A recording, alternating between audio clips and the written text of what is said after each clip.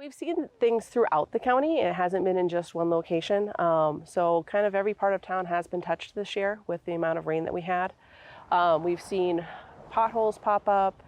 Most of it has been sections of roadway that have come up in wash areas. We've seen some washouts and some other things. Obviously a lot of damage also to our unpaved roads as well.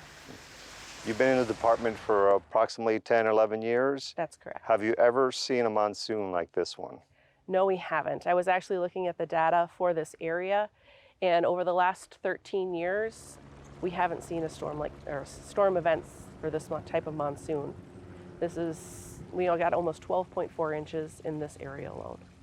I know people are celebrating the rain because it was needed, but obviously it can lead to other issues, especially for departments of transportation. It does. I think we'll welcome the rain, and we will deal with what the fallout is as it goes. So where are we and what happened at this wash crossing? We are on South Jamie, and this was a newly paved wash crossing probably sometime this spring. And what we suspect is the new pavement actually got lifted up. The water ran underneath, and when it came back down, it caused kind of a cobbled effect. It's almost like bubble wrap. And obviously there's a lot of damage and a very uneven road.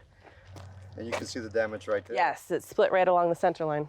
And how does that get fixed? What has to happen? In this location, we'll come out and we'll mill the road back out and repave this section of the road. We've also talked about locations where we have similar effects, where we'll put concrete header curbs to help hold the roadway where it's supposed to be and prevent that water from getting up underneath the pavement. If somebody wants this fixed quickly or immediately after the storm, why does the county wait? We have to let things dry out. We obviously don't want to come back out here or schedule work when there's another storm coming right behind it. There's also the damage, when you open up a road, it just allows for more water intrusion, and if things don't have time to kind of settle in place, the damage can just come right back.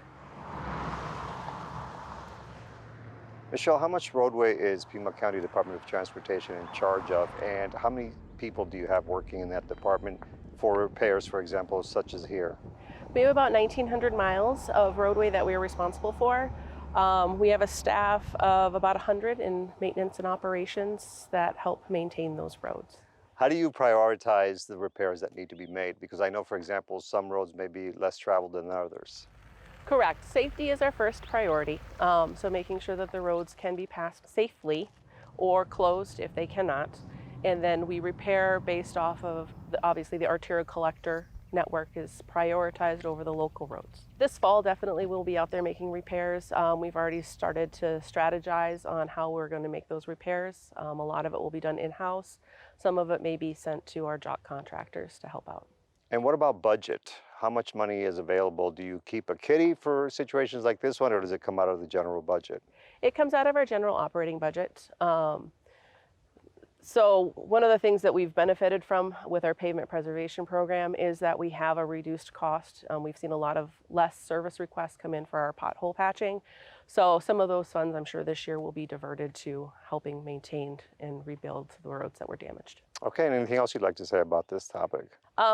I understand that there's still a lot of work to be done, and we recognize that, and we are working towards it. Our first priority has been always to maintain safety. So when we go out and touch an area after a storm, it's to clean it up, to make it safe to pass.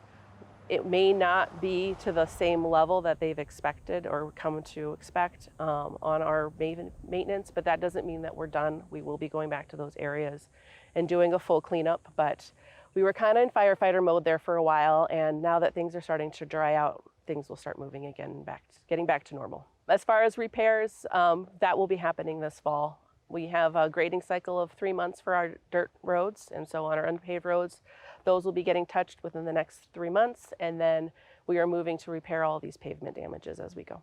Okay, Michelle, thank you very much for joining us. Thank you.